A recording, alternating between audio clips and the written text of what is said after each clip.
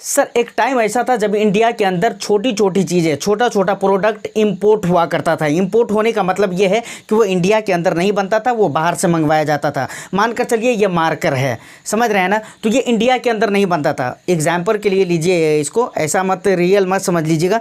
तो ये मार्कर है, मान लीजिए कि ये इंडिया के अंदर नहीं बनता था, तो इसको हम बाहर से मंगवाते थे, तब जाकर मार्कर की ज़रूरत हमारी पूरी होती थी। लेकिन अगर पिछले कुछ सालों से देखें, पिछले कुछ सालों से अगर आप देखें इंडिया पे, अगर आप गौर करें, इंडिया देश के अंदर आप गौर करने की कोशिश करेंगे तो आपको पता चलेगा कि इंडिया मैन्युफैक्चरिंग को लेकर बहुत ज़्यादा एक्टिव हो रहा है। अच्छा, गौर तलब बात यह है और ख़ास बात यह है कि भाई सिर्फ मैन्युफैक्चरिंग को लेकर एक्टिव नहीं हो रहा है, बल्कि जिस इंडिया में बहुत सारी चीज़ें इंपोर्ट होती थी, अब यहाँ पर इंपोर्ट नहीं बल्कि इंडिया खुद प्लान कर रहा है कि भाई हम इंपोर्ट नहीं करेंगे, एक्सपोर्ट करेंगे। एक्सपोर्ट करने का क्या मतलब है सर?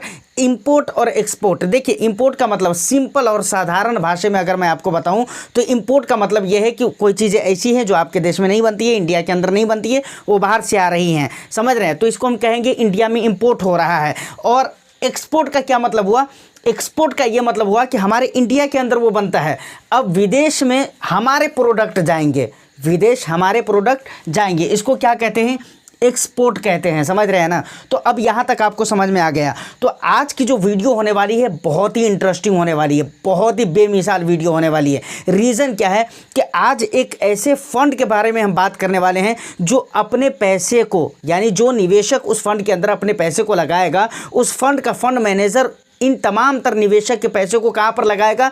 ऐसी कंपनियों में लगाएगा जो एक्सपोर्ट के थीम पर काम करती हैं, उनके स्टॉक्स में निवेश करेगा, समझ रहे हैं। ऐसे ही म्यूचुअल फंड के बारे में हम बात करने वाले हैं। तो यकीन माने वीडियो बहुत ही ज़्यादा इंटरेस्टिंग होने वाली है, इसलिए रिक्वेस्ट करूंगा सर कि एक लाइक कर दीजिए, शेयर कर दीजिए। चैनल को अगर अभी तक आपने सब्सक्राइब नहीं किया है तो चैनल को भी ज़रूर सब्सक्राइब कर लें, क्योंकि इस तरह की इंटरेस्टिंग कॉन्टेंट मैं आपके लिए लेकर आता रहता हूँ। सर डायरेक्ट हम अपने मुद्दे पर आते हैं। सबसे पहले अगर मैं आपको फंड का नाम बताऊँ तो हम बात करने वाले हैं HSBC,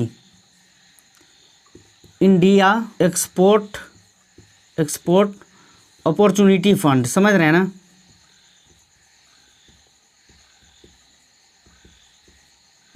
अपॉर्चुनिटीज़ फंड, ये फंड का नाम हो गया HSBC India export opportunities fund, समझ रहे हैं। देखिए तो फंड का नाम आपने जान लिया है, अब यहाँ पर उसके डिटेल्स लिखे हुए हैं, लेकिन डिटेल्स बताने से पहले मैं ये चाहता हूँ कि इस फंड में आपको क्यों निवेश करना चाहिए।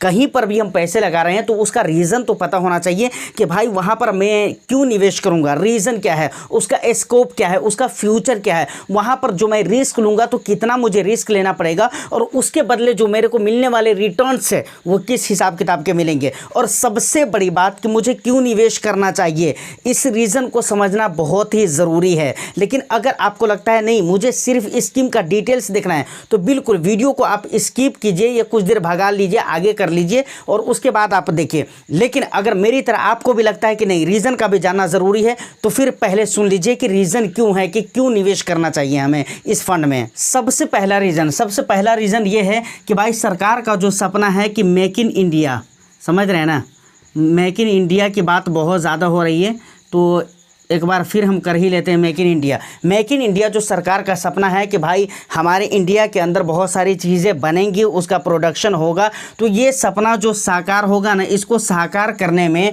एक्सपोर्ट का जो लाइन है, एक्सपोर्ट का जो सेक्टर है वो बहुत ज़्यादा हेल्प करेगा हमारा, समझ रहे हैं ना। तो ये पहला रीज़न है। उसके बाद दूसरा जो मेन रीज़न है वो ये है कि भाई फ्यूचर ग्रोथ, समझ रहे हैं ना, क्योंकि सरकार ये चाह रही है कि 2030 तक के हमें एक्सपोर्ट को बहुत ज़्यादा हाई लेवल तक के बढ़ा कर लेकर जाना है। तो ये एक बहुत बड़ा स्कोप है जिसकी वजह से आपको यहाँ पर निवेश करना चाहिए, और मुझे लगता है कि आने वाला टाइम में ये अच्छा कर सकता है। अब ज़रा हम फंड की डिटेल्स की तरफ आते हैं। देखिए ओपन इंडेड फंड होने वाले हैं जो अक्सर ज़्यादातर आपको देखने को मिलते हैं। ओपन डेट की अगर मैं बात करूँ तो 5 सितंबर को ये ओपन हो चुका है। इन डेट की अगर मैं बात करूँ तो 19 सितंबर को ये क्लोज कर दिया जाएगा। NAV 10 रुपये की होने वाली है, जो लगभग जितने भी नए NFOs वगैरह निकलते हैं वहाँ पर 10 रुपये की ही NAV होती है, तो ये तो कोई नई बात नहीं है। मिनिमम इन्वेस्टमेंट लमसम की अगर बात करें तो 5,000 रुपये से SIP, देखिए कई सारी जगहों पे, एक जगह पे मैंने देखा है 500 रुपये, लेकिन इसको मैं कंफर्म नहीं कहूँगा कि 500 रुपये है ही। समझ रहे हैं? रीज़न ये कि भाई उसमें चेंजेस भी आ सकते हैं। समझ रहे हैं ना?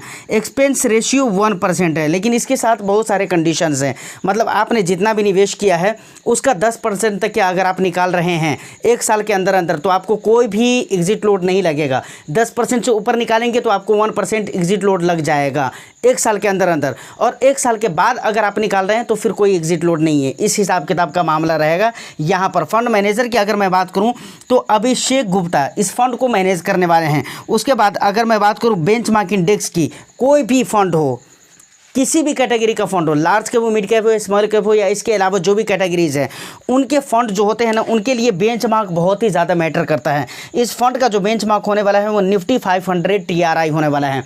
अब देखिए, एक बहुत ज़रूरी और इम्पोर्टेंट बात आती है और मुद्दे की बात जो ज़्यादातर इन्वेस्टर्स देखना पसंद करते हैं कि भाई आने वाला टाइम में ये फंड हमारे को रिटर्न्स कैसा देगा, किस हिसाब किताब से दे सकता है। समझ रहे हैं ना? तो ये एक बहुत बड़ी चीज़ होती है और इम्पोर्टेंट चीज़ होती है।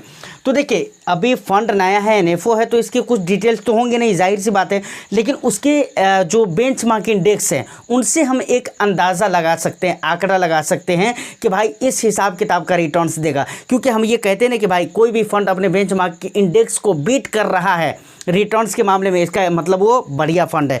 तो यहीं पर हम समझेंगे कि भाई बेंचमार्क इंडेक्स का अगर इतना अच्छा रिटर्न्स है तो इससे बढ़िया रिटर्न्स, चाहे वो 1% ज़्यादा क्यों ना हो, मतलब इससे ज़्यादा तो होना चाहिए। समझ रहे हैं? तब ये फंड बेहतर माना जाएगा। इस इंडेक्स ने यानी निफ्टी 500 TRI ने पिछले 1 ईयर में जो रिटर्न्स दिया है 36.52% का रिटर्न्स दिया है। पिछले 2 ईयर्स का जो रिटर्न्स रहा है 52.70% का रिटर्न्स रहा है। पिछले 3 ईयर्स में इस फंड ने इस इंडेक्स ने 61.11% का रिटर्न्स दिया है। और उसके बाद आता है 5 ईयर्स का डेटा। तो भाई 5 ईयर्स में इस इंडेक्स ने 164.38% का रिटर्न्स दिया है, जो कि मुझको लगता है कि बहुत ही बेस्ट रिटर्न्स है। और आपको कैसा लगता है? मुझे तो लगता है कि भाई बहुत ही बेस्ट रिटर्न्स है। 5 साल में अगर 164% का रिटर्न्स मिल रहा है तो बहुत ही बेस्ट है। देखिए, मैं क्यों बोल रहा हूँ कि बहुत ही बेस्ट है, क्योंकि हम ये मानकर चल रहे हैं कि भाई फंड का रिटर्न्स कैसा होना चाहिए। 1 साल में अगर इंडेक्स ने रिटर्न्स दिया 36% का, तो फंड कम से कम 37-38% का रिटर्न्स देना चाहिए। इंडेक्स ने 52% का रिटर्न्स दिया है 2 साल में, तो फंड को कितने परसेंट का? 54% का, या कम से कम 53%-54% का रिटर्न्स तो देना ही चाहिए, तभी जाकर इस फंड को हम अच्छा कह सकते हैं। 3 साल में 61% का रिटर्न्स दिया है। किसने? इंडेक्स ने। तो अब बेंचमार्क इंडेक्स ने इतना दिया है तो फंड को कितना देना चाहिए? कम से कम 62 तो देना ही चाहिए, एकदम गिरी हुई नीच कचड़ा वाली हालत में। समझ रहे हैं? तब जाकर हम उस फंड को अच्छा कहेंगे। 164% का रिटर्न्स दिया है पिछले 5 ईयर्स में, तो इस फंड को कितना रिटर्न्स देना चाहिए? कम से कम 66, 67, 68, मतलब 64 से ऊपर तो होना ही चाहिए। तब हम ये मान सकते हैं कि भाई ऐसा है कि रिटर्न्स सही दे रहा है, हम ये मानेंगे। अब देखिए, ये हम पास्ट की बात कर रहे हैं, हिस्टोरिकल डेटा, हिस्टोरिकल रिटर्न्स की बात कर रहे हैं। आने वाला टाइम में हो सकता है जो आने वाला 5 साल हो, वहाँ पर ये डेटा कुछ और हो जाएंगे। तो वो जो भी डेटा होंगे, मतलब इस डेटा से अच्छा डेटा फंड का नज़र आना चाहिए रिटर्न्स के मामले में। तो देखिए, NFO के बारे में ये कुछ इंपॉर्टेंट जानकारी थी। NFO के बारे में मुझे मालूम था, लेकिन मैं इस तरह वीडियो बनाने के मूड में नहीं था कि मैं आप तक वीडियो लेकर आऊँ। लेकिन रमज़ान भाई ने कहा कि भाई इस पर एक वीडियो आनी चाहिए, क्योंकि अच्छा फंड है और अच्छी थीम के ऊपर है, तो मैंने सोचा कि बिल्कुल आना चाहिए। और मुझे लगा कि नहीं, वीडियो आनी चाहिए, क्योंकि ये एक्सपोर्ट जो थीम है ना, बहुत इंपॉर्टेंट थीम है। अब बात आती है कि यहाँ पर आपको निवेश कितने सालों के लिए करना चाहिए, तो कम से कम आप 5 साल लेकर ही आइए, उससे कम के लिए बिल्कुल मत आइए। और दूसरी बात, यहाँ पर रिस्क हाई रहने वाले हैं।